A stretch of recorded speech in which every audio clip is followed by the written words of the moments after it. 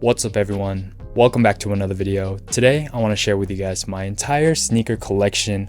I know I have a ton of sneakers here and I don't really talk much about them, and that's because I've kind of fell out of collecting sneakers and just fell more in love with learning how to skateboard, learning how to make videos. But I do have a lot of really awesome gems in here, a lot of really expensive ones as well, and I kind of wanted to share that with you guys. But I don't want to just show you guys each shoe individually. I wanted to tell you guys the story behind them and how they came about, how I was able to manage to get some of these really awesome sneakers. So without further ado, let's just get into it. Now, when I first started collecting sneakers, it was around 2010 through 2013. And during that time, sneaker collecting was a whole different game.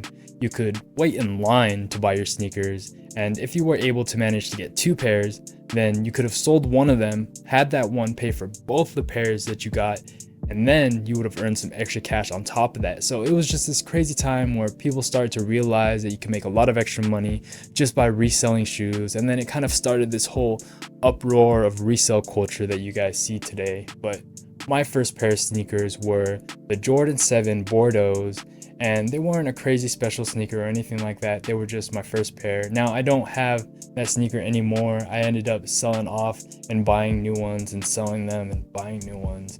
And there was this thing at the time, it was like the early days of Facebook Marketplace, and it was called Vegas Sneakerheads. And it was just like this community where people would just post sneakers that they're selling or that they want to buy, and people would meet up and exchange. And it was just the earliest form of Facebook Marketplace that you could think of. And it was just a stepping stone of like my door into this world of sneaker community and sneaker culture. And it was just really awesome. But it wasn't until I collected this sneaker that I decided that I wanted to build out a sneaker collection, or like just a collection of shoes that I just wanted to keep for myself, that I would keep for a long period of time. And this was the very first one. This is a Flyknit Racer. This is like the Oreo colorway. And me and my friends, we all had matching pairs of these and we would all match, and it was just super cool. And this is just a shoe to me that I just wanted to keep forever. So this was one of the starts of my sneaker collection, and I think I paid like $300 for the shoe, which is pretty expensive, but I love this shoe and I'm probably going to keep this shoe forever just as a memory and just because I like the way it looks. It's super cool. So that was the start. And then from there, I decided to start collecting some of the shoes that I've always wanted, like some of the really expensive rare gem shoes.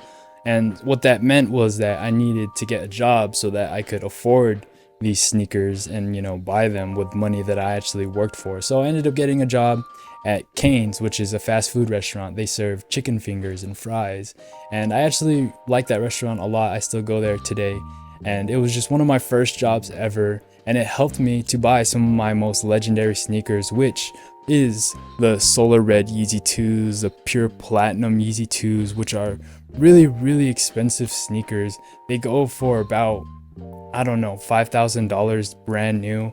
And when I bought them, it was years ago and they weren't that expensive. But, you know, I knew I needed to make a lot of money.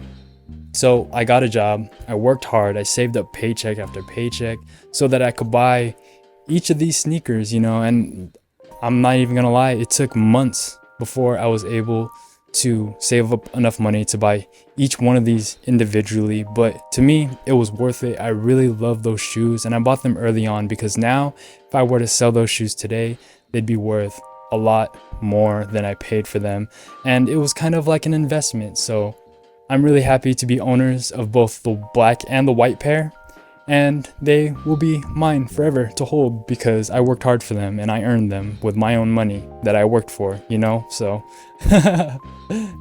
then after about a year of working at Cane's, I ended up scoring a job at the post office. And if you didn't know, the post office is actually a really good job. They have tons and tons of benefits and retirement and things like that. But I was making really good money there. That also meant that I was working tons and tons of hours. I was probably working like 6-7 days a week, 12 hours every day. I think my life was basically just work and sleep. I didn't do anything else but that. But that also meant that I was able to get some of my most coveted grails, which is all 3 of these Yeezy ones, which are pretty expensive, each one alone. And then also the Louis Vuitton Jaspers and the Louis Vuitton Dons, which are sneakers that I never thought that I'd be able to own personally and just have them in my own collection. And I would have never been able to do that unless I had my job at the post office paying me money for just being there hours and hours on end, you know. And also during that time, I was able to secure a lot of the Jordan 1s that were releasing during that time and a lot of Jordan 4s. So a lot of the new releases I was able to secure for retail and, you know, just build out a lot of the Jordans that I've always wanted.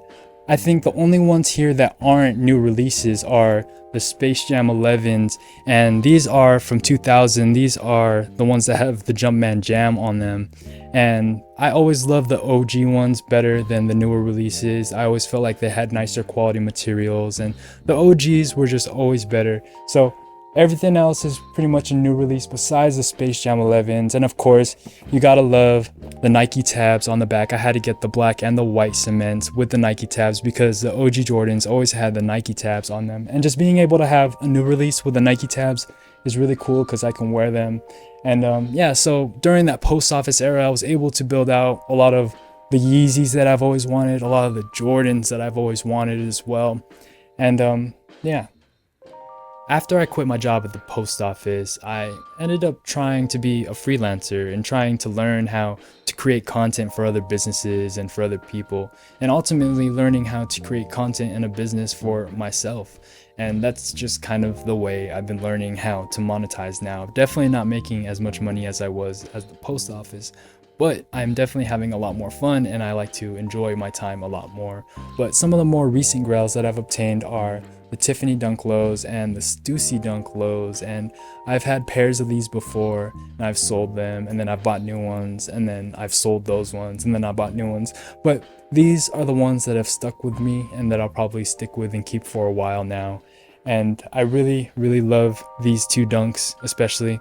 I just think that they're just iconic for me, and I just love those two pairs.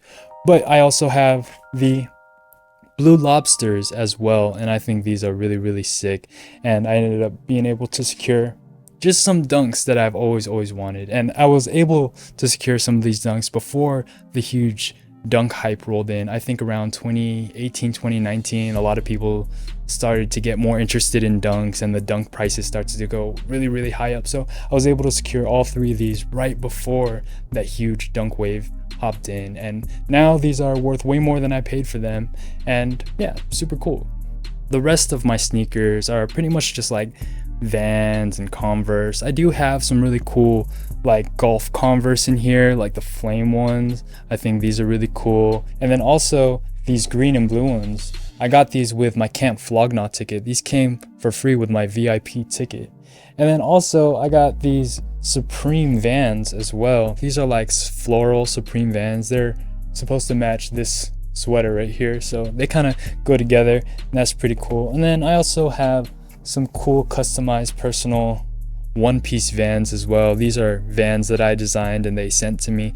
So, you know, just a lot of like personal Vans and just like shoes that aren't really anything special. But I also have some things like some fake Bapestas, and then also like New Balance 550s. These aren't really some shoes that I can skate in, but they do look really cool to just like wear around, and they're really comfortable.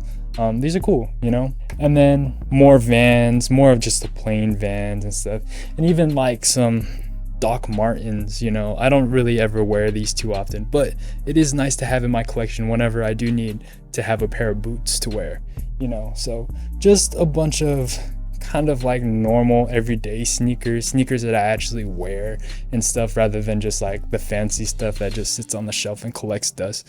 I really enjoy Vans and Converse and just like flat sneakers, especially like skate sneakers and stuff. So that's kind of like mostly where my heart is with sneakers. And you know, I do have some really unique ones, kind of like this one. I don't know how to say the name of the shoe. I know it's a Croc, but I don't know how to say the style. But you know, I like to call this like the wavy Croc. But you know, I have some like really unique ones like this that I don't wear. And then also I have this one as well. This is kind of like a rep dunk. It's in the style of the Paris dunk, and if you guys didn't know, the Paris dunks, there's only like 200 pairs ever made, and They look like this, and it's just a shoe that I've always wanted, but I knew that I could never get my hands on a pair of. So I decided to get these, and you know what? These look really, really sick. They come in a really cool box, and I'm pretty happy with just these alone, and I don't have to really go out and buy the Paris Dunks.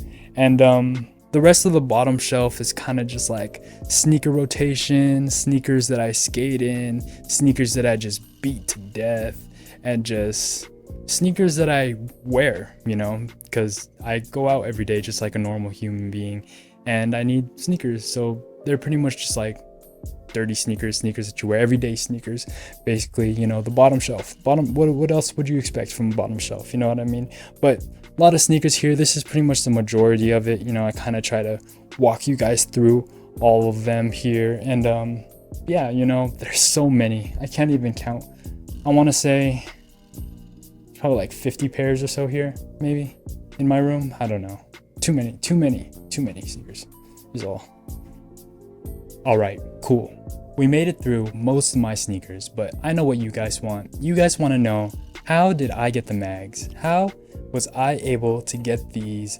And the answer is that the mags are fake. There's no way in heck that I'm gonna buy real mags just because they're so expensive. It's crazy to think that they're like $10,000, and just the amount of things that you could do with that much money is absurd. So I'd rather save that money and just buy these instead. I had somebody install some lights in them so that they glow really nicely. And other than that, I think these look perfect. Like, they look just like the movie, and that's honestly good enough for me. And yeah, I'm not too worried about having these as a real sneaker, as like something I could resell, just because these to me are more of a movie prop, something that I enjoy from the movie Back to the Future. And that to me means more than having something that's really, really expensive. You know, this is more just like iconic for me in my childhood. So these really, really cool. Freaking love them to death. And they also go really nicely with the hoverboard that's back here. And then I also have these undefeated 4s, and if you guys don't know what the undefeated 4s are, these are one of the most rare Jordans in the world. I think there's less than 100 pairs of these ever, and this is actually a fake pair. I just think that these are also really, really cool. I think the price for these go to like $20,000-$30,000, which is absolutely insane. So I decided again just to get a fake pair, just because I knew I was never going to be able to obtain these in real life. So I might as well just get a fake pair, call it a day, you know, enjoy them for what it is. They're just a material possession, you know. It doesn't really mean anything. So these two sneakers, yes, they're fake, but I mean, like, how could you justify spending crazy amounts of money on a pair of sneakers? So yes, these two are fake, but the rest of my sneaker wall and everything else over there is authentic, and I did buy those things real. At least I did my research and I tried to buy real sneakers. So yeah, that's it. That's my entire sneaker collection. I've showed you guys pretty much everything, at least all the cool things, and I hope you guys enjoyed it. So let me know what your favorite sneaker was, or one that stood out to you that you liked the most. And I hope that you guys enjoyed this video. Don't forget to drop me a like, subscribe if you haven't already, and I will see you guys in the next one. Till next time, peace out.